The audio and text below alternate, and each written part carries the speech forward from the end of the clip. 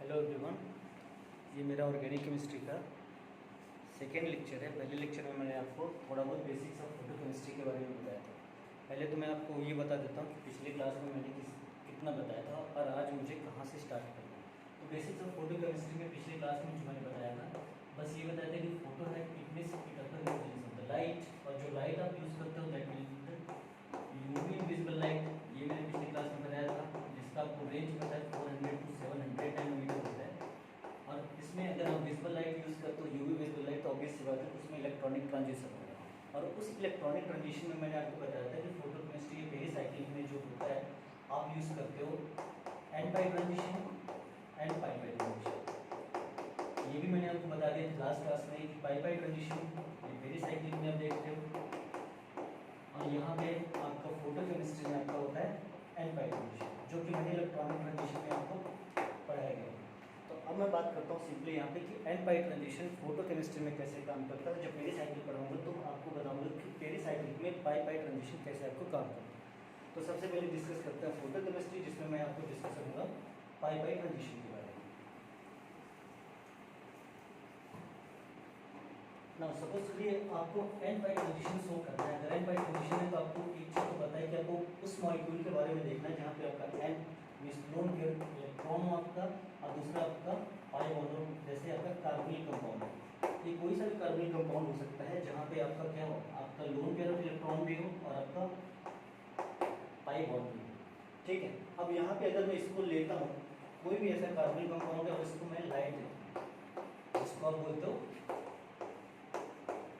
Quanta या photon बोला जाता है इसको। ठीक है, अगर आपने लाइट दिया तो यहाँ पे क्या होगा, मॉलिक्यूल एक्साइट होगा।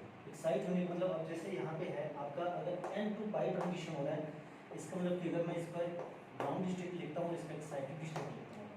ठीक है, this one is the ground state, और ये एस में से है सिंगलेट। ये भी मैं आपको एक्सप्लेन करूँगा कि सिंगलेट क्या होता है। This one is the excited state. आपका मॉलिक्यूल हमेशा जब भी ग्राउंड स्टेट में रहेगा, एक ऑर्बिटल में 2 इलेक्ट्रॉन होते हैं, तो ये दोनों हमेशा एक दूसरे के एंटी पैरेलल रहेंगे। जब आपने लाइट दिया इसको, सपोज कि ये आपने लाइट दिया, तो मॉलिक्यूल क्या होगा, एक्साइट होगा। एक्साइट होकर मॉलिक्यूल जाएगा आपका इस स्टेज में।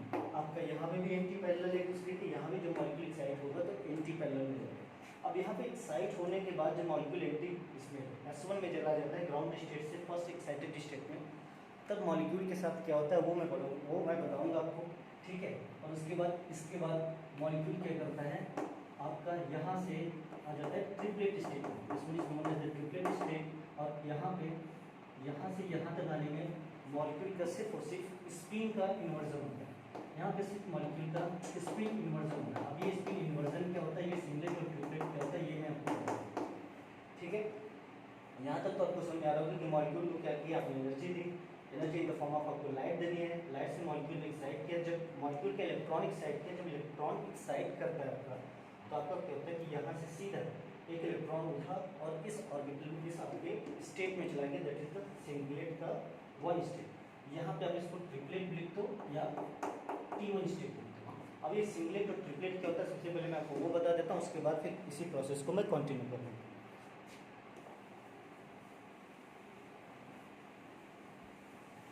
नाउ सिंगलेट और ट्रिपलेट स्टेट अगर देख लो तो होता क्या है, सपोज कोई ये आपका है। ठीक है, आपके अगर दोनों इलेक्ट्रॉन अगर सेम ऑर्बिटल में है, तो आपको इसको क्या बोलोगे, आप इसको बोलते हो सिंगलेट। तो आपको ये देखना है कि आप इसको सिंगलेट क्यों बोलते हो। अगर यहीं पे सपोज तो कोई ऑर्बिटल, कोई मॉलिक्यूल है जहाँ पे कि इलेक्ट्रॉन दो इलेक्ट्रॉन तो अलग अलग ऑर्बिटल में है, तो यहाँ पे आप इसको क्या बोलते हो, ट्रिपलेट। ठीक, अब सिंगलेट और ट्रिपलेट में आपको ये देखना है कि यहाँ पे सिंगलेट क्यों बोलते हैं, इसको निकालने के लिए जो फॉर्मूला है दैट इज 2ni+1। यहाँ भी formula will be the same 2ni+1।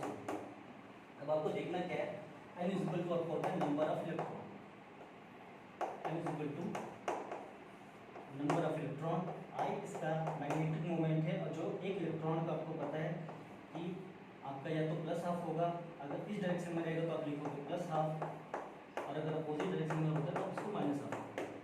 यहाँ पे भी सेम फार्मूला लगेगा। इस फार्मूले से मैं कैलकुलेट करता हूँ कि इसको कैसे सिंगलेट आता है, तो आपको इस फार्मूले से कैलकुलेट करना है। आपको n इज इक्वल टू क्या हुआ, नंबर ऑफ गिवन इलेक्ट्रॉन दिया हुआ है।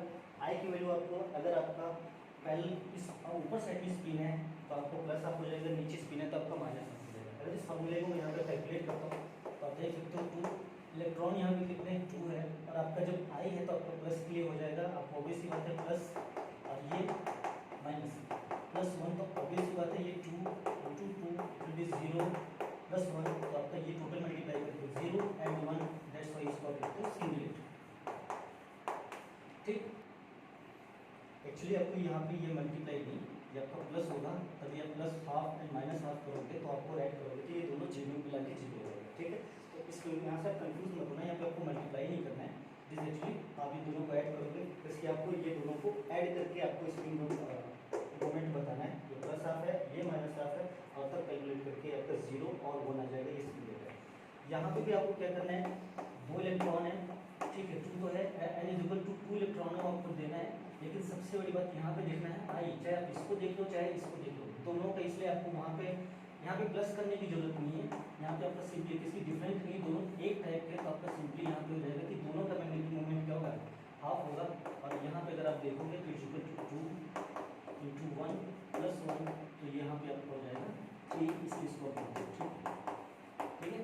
तो आपकी ये 2 कंडीशन आपकी आती है कि अगर दोनों इलेक्ट्रॉन एक ही ऑर्बिटल में, दोनों अपोजिट स्पिन में है, तो अपोजिट स्पिन वाले को आप बोलोगे सिंगलेट, और दोनों इलेक्ट्रॉन आपके पैरेलल है, इंपॉर्टेंट है कि पैरेलल के होने के साथ साथ ये दोनों पैरेलल होने के साथ साथ दोनों डिफरेंट ऑर्बिटल में, और शायद इसीलिए डिफरेंट ऑर्बिटल में बिकॉज ये पैरेलल है, अगर ये सेम ऑर्बिटल में होते तो ये अपने अपोजिट स्पिन में। ठीक है, नाउ अब इनके स्टेबिलिटी के बारे में बात कर लेते हैं कि सिंगलेट और ट्रिपलेट में से ज़्यादा स्टेबल कौन है। जो ज़्यादा स्टेबल होगा ऑब्वियस सी बात है कि उसकी एनर्जी कम होगी। स्टेबिलिटी आपको ये भी पता होगा कि स्टेबिलिटी की अगर हम बात करते हैं ऑर्बिटल की, तो ऑब्वियसली ऑर्बिटल की स्टेबिलिटी इज 1 एनर्जी कह सकते हो कि अगर एनर्जी ज़्यादा होगी तो स्टेबिलिटी कम होगी, स्टेबिलिटी ज़्यादा होगी तो एनर्जी कम होगी। अब अगर ट्रिपलेट की बात करता हूँ, सिंपली मैं आपको ये दिखा देता हूँ, ट्रिपलेट में आपका इस तरह से था, और अब सिंगलेट की अगर बात करूँ, सॉरी ये सिंगलेट था और ये है आपका ट्रिपलेट। अब यहाँ पे आप देख सकते हो कि इसके 2 इलेक्ट्रॉन एक ही ऑर्बिटल में है, तो यहाँ पे आपका स्पिन, ये स्पिन के बीच में आपका रिपल्सन ज़्यादा होगा।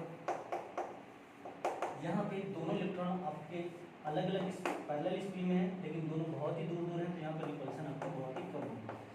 ये रिपल्सन यहाँ पर कम होने का मतलब ये हो गया कि ये ज़्यादा स्टेबल कंपाउंड होगा। अगर ये ज़्यादा स्टेबल होगा तो इसका मतलब इसकी एनर्जी कंपेयर टू द आपका सिंगलेट आपकी कम होगी। तो अगर मैं कंपेयर करूँ एनर्जी वाइज, तो सिंगलेट और ट्रिपलेट में एनर्जी हमेशा किसकी कम होगी, ट्रिपलेट की स्टेबिलिटी ज़्यादा होगी सिंगलेट से। और आप ये कह सकते हो ये तो एनर्जी बेसिस पे हो गया। अब अगर स्टेबिलिटी बेसिस पे देखूँ, सॉरी ये तो हो गया आपका स्टेबिलिटी बेसिस पे, और अगर एनर्जी बेसिस पे देखूँ तो आप इसे उल्टा कर दोगे, एनर्जी ज़्यादा होगी सिंगलेट कंपेयर टू ट्रिपलेट। ठीक है, नाउ इसके बेसिस पे तब मैं आपको दिखाऊंगा कि इलेक्ट्रॉनिक ट्रांजिशन में होने के बाद क्या होगा।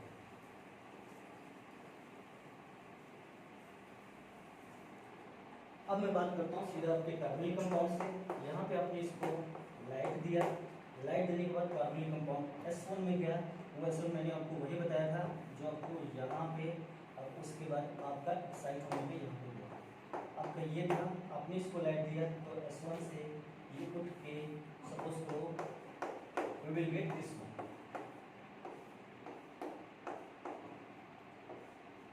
उसके बाद होता क्या है, जैसे ही S1 में जाता है उसके बाद ये आपको पता है कि ये वाला स्टेट जो आपका एनर्जी जाते हैं, स्टेबिलिटी इसकी कम है, तो होता है क्या है, ये इलेक्ट्रॉन अपनी स्पिन को चेंज करता है, ये ज़्यादा स्टेबल होना चाहता है, और इसलिए ये उठ के यहाँ पे ट्रिपलेट में आएगा, और जब भी ट्रिपलेट में आएगा इसको अपनी स्पिन को कन्वर्ट करना पड़ेगा, अपनी स्पिन को इन्वर्ट करना पड़ेगा, अपनी स्पिन को बदलना पड़ेगा। अपनी स्पिन बदलने के कारण क्या हुआ, ये ट्रिपलेट में आया, और ट्रिपलेट में आने के कारण इसकी स्टेबिलिटी भी बढ़ गई और इसकी एनर्जी भी कम हुई। तो ये सारा प्रोसेस होता है जब आपका इलेक्ट्रॉन एक्साइट करता है। तो एक्साइट करने के बाद अगर मैं इसको कहूँ n, और ये एक तरह से समझ लो पाई एंटी बॉन्डिंग, तो आपने एक्साइट तो कर दिया, n टू पाई तो गया, लेकिन n टू पाई करने के बाद वो सिंगलेट में जाता है, और उसके बाद वो फिर अपने स्पिन इन्वर्ट करके बिकॉज ऑफ स्टेबिलिटी वाकई ट्रिपलेट में एग्जिट करता है। और इम्पॉर्टेंट इसलिए है कि अब ट्रिपलेट से कोई भी मॉलिक्यूल अगर आप रिएक्टेंट से प्रोडक्ट बना रहे हैं तो रिएक्टेंट भी हमेशा आपका ग्राउंड स्टेट में रहेगा, और प्रोडक्ट भी हमेशा आपका ग्राउंड स्टेट में रहेगा, जिसकी ग्राउंड स्टेट की एनर्जी सबसे सबसे कम होती है और मॉलिक्यूल हमेशा स्टेबल तभी रहेगा जब उसकी एनर्जी सबसे कम होगी। तो आपको यहाँ से यहाँ तक आने में उसको कम एनर्जी कम करनी पड़ेगी और यहीं से मॉलिक्यूल अपना इंटरमीडिएट और प्रोडक्ट बना के ग्राउंड स्टेट में। तो this is the major step कि आपको ट्रिपलेट से मॉलिक्यूल यहाँ पर रिएक्टेंट इंटरमीडिएट बनाएगा, उसके बाद आपका ग्राउंड स्टेट में यहाँ से नाउ इस प्रोसेस के बाद फिर आपकी कई सारी प्रोसेस होती हैं, इसमें कैसे मॉलिक्यूल अपनी एनर्जी को लूज करता है, क्या करता है, अब यहाँ पे करते हैं।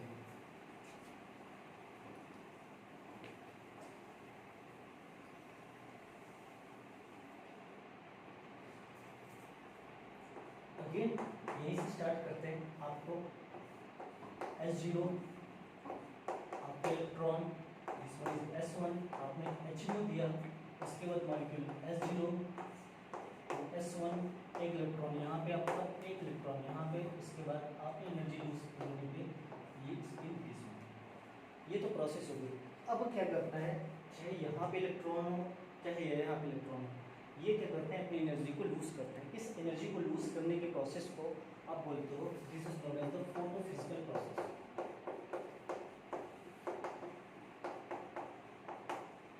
बिकॉज आपकी ये लाइट की प्रेजेंस के कारण हो रही है, इसलिए इसको बोला जाता है फोटोफिजिकल प्रोसेस। और एनर्जी लूज जो फोटोफिजिकल प्रोसेस में करते हैं it is of two types. पहला आपका होता है non radiative process and second is radiative process. Now what is non radiative process? Obviously बात है रेडिएशन मतलब आपकी रेडिएशन इमिट होगी, जो भी आपकी एनर्जी लूज होगी उसमें आपकी अगर रेडिएशन इमिट नहीं हो रही है then this process is known as the non radiative process. अगर आपकी एनर्जी ये इलेक्ट्रॉन लूज कर रहा है with the help of radiation, उसमें अगर रेडिएशन निकल रहा है इसी को आप बोलते हो रेडिएटिव प्रोसेस। रेडिएशन मतलब कि आपकी एनर्जी लूज कर रहा है लाइट के साथ। यहाँ पे क्या करता है, लाइट इमिट नहीं होती, यहाँ पे हीट इमिट होती है। एनर्जी जो रिलीज करता है हीट के फॉर्म में करता है, यहाँ पे एनर्जी जो रिलीज करता है वो लाइट के फॉर्म में करता है। अगर लाइट के फॉर्म में एनर्जी रिलीज कर रहा है तो आप उसको बोलोगे रेडिएटिव प्रोसेस, अगर हीट के फॉर्म में एनर्जी रिलीज कर रहा है तो उसको आप बोलोगे नॉन रेडिएटिव प्रोसेस। अब होता क्या है कि आपके पास देखो सिस्टम कितनी, एक यहाँ पे है एक यहाँ पे। अगर यहाँ पे मॉलिक्यूल ने क्या किया, अपनी एनर्जी को रिलीज किया, हीट को रिलीज किया, ठीक है। अगर हीट को रिलीज तो कर रहा है लेकिन हीट को रिलीज कर रहा है किस फॉर्म में, हीट के फॉर्म में। दो चीज़ यहाँ पे और हो सकती है, यहाँ पे यहाँ से आपने एनर्जी को या हीट को रिलीज किया इन the form of light. Energy दोनों जगह पे रिलीज हो रही है, एक तो इन द फॉर्म ऑफ हीट हो रही है, एक इन द फॉर्म ऑफ लाइट हो रही है। दूसरे स्टेप में भी क्या करेगा, ये एनर्जी को रिलीज करेगा, अगेन एनर्जी को रिलीज करेगा या in the form of heat और second in the form of light. अब एनर्जी यहाँ से भी रिलीज हो रही है, यहाँ से भी रिलीज हो रही है। एक चीज़ तो क्लियर है कि आपका T1 से यहाँ तक आने में आपको एनर्जी को कम रिलीज करना पड़ेगा कंपेयर टू दिस वन, ठीक है। अब अगर दोनों की मैं बात करूँ तो वी हैव दिस वन, एक तो एनर्जी रिलीज हुई S1 to S0 in the form of heat, दूसरी हुई आपकी S1 to S0 in the form of light, तीसरी आपकी जो एनर्जी रिलीज हो रही है that is T1 to S0 in the form of heat, और चौथी जो एनर्जी आपकी रिलीज हो रही है T1 to S0 in the form of light. तो आप कह सकते हो कि जिसमें हीट हो रहा है that is the non radiative process, this one is non radiative process, this one is radiative process and this one is radiative process. ये चार प्रोसेस है जहां से आपका एक्साइटेड इलेक्ट्रॉन को रिलीज करता है। अब इस नॉन रेडिएटिव प्रोसेस को इसको बोलते हो IC, you can say this is known as internal conversion. Actually molecular collision के कारण होता है कि मॉलिक्यूल क्या होता है, इसकी आपने अगर इलेक्ट्रॉनिक एक्साइटेशन कराया हुआ तो ऑब्वियस सी बात है कि वहाँ पे वाइब्रेशन एंड रोटेशनल भी हो रहा होगा। तो वाइब्रेशनल रोटेशनल के कारण ये मॉलिक्यूल कोलाइड करके अपने इलेक्ट्रॉन को रिलीज करते हैं एंड दिस हीट, जिसे पहली बार जब आप S1 to S0 जाते हो in the form of heat तो इसको बोला जाता है it is known as internal conversion, या you may say this is IC। Second, जब आप यहाँ से यहाँ इन द फॉर्म ऑफ हीट की बात करते हो this is the first, this was the second. जब आप जाते हो T1 to S0 again in the form of heat. यहाँ पे मैं सबसे पहले आपको नॉन रेडिएटिव प्रोसेस के बारे में बता रहा हूँ। अगर यहाँ पे T1 to S0 जाते हो, यहाँ पे चलो यहाँ पे तो सर मैंने आपको एक आपका दो सिस्टम थे, यहाँ पे मैंने 1 2 3 4 सिस्टम देखा हुआ है। यहाँ पे आप देखना है S1 to S0 in the form of heat, S1 to S0 again जैसे यहाँ से S1 to S0 in the form of light आपको रेडिएटिव हो जाएगा, this one will be non radiative. Again S1 to T1, S1 to T1 ये आपका हो गया जिसके आप सिंगलेट से ट्रिपलेट में जा रहे हो with the form of heat release करके। तो यहाँ पे आप इसको बताऊंगे कि आगे क्या कहते हैं, लेकिन ये भी आपको अगर हीट रिलीज करा तो this will be the non radiative process. And T1 से आपका अगेन सिंगलेट में जा रहा है with the help of light release करके, तो that will be the radiative process. अब देखो सबसे पहले मैं आपको नॉन रेडिएटिव प्रोसेस के बारे में बता देता हूँ, फर्स्ट एंड थर्ड के बारे में, उसके बाद मैं रेडिएटिव प्रोसेस के बारे में बताऊँगा। ठीक, नॉन रेडिएटिव प्रोसेस के बारे में मैंने आपको ये दो चीज़ें तो बता दी है। S1 to S0 जाते हैं इन द फॉर्म ऑफ हीट, तो आप इसको बोलते हो इंटरनल कन्वर्जन। सेकेंड आपका क्या है, सेकेंड आपका है जब S1 to आप T1 जाते हैं, यहाँ पे भी आप क्या करो हीट को रिलीज कर दो। लेकिन यहाँ पे क्या देखो, यहाँ पे क्या सिंगलेट टू सिंगलेट गए थे, बट यहाँ पे आपको सिंगलेट टू ट्रिपलेट जाना पड़ रहा है। इसका मतलब आप सिस्टम को क्रॉस करो, सिंगलेट से सिंगलेट में जा रहे हो तो आप सेम सिस्टम में हो, ट्रिपलेट से ट्रिपलेट में अगर आप जाते हो तो आप सेम सिस्टम में होते हैं। लेकिन आप यहाँ से सिंगलेट से ट्रिपलेट में जा रहे हो, इसका मतलब you are crossing your system, that's why this system is known as internal inter system crossing. And आप इसको बोलते हो ISC। ये दो आपके नॉन रेडिएटिव प्रोसेस होते हैं। ठीक है, अब मैं तीसरी की बात करता हूँ जो कि आपका this two are non radiative process. तीसरी और चौथी जो मैं बात करूँगा वो होगा आपका रेडिएटिव प्रोसेस। उस रेडिएटिव प्रोसेस में सबसे पहले मैं बात करता हूँ S1 to S0 with the help of light. S1 to S0 with the help of light जो आप करते हो उसी को आप बोलते हो फ्लोरेसेंस। एंड फोर्थ प्रोसेस जो है आपका T1 to S0, इसको आप again with the help of light आप इसको बोलते हो फास्फोरेसेंस। ठीक है, ये दोनों हो गए आपके radiative process. But important thing क्या है कि आपने यहाँ पे दो चीज़ें देखी, 1 2 3 4 प्रोसेस, दो आपका था रेडिएटिव प्रोसेस एंड दो है नॉन रेडिएटिव प्रोसेस। बट जो क्वेश्चन से के आता है, अगर ये मैं अगर यहाँ पे रख कर दूँ इसी डायग्राम को और इस पूरे प्रोसेस को ही आप बोलते हो दिस इज द जैपनीज की डायग्राम।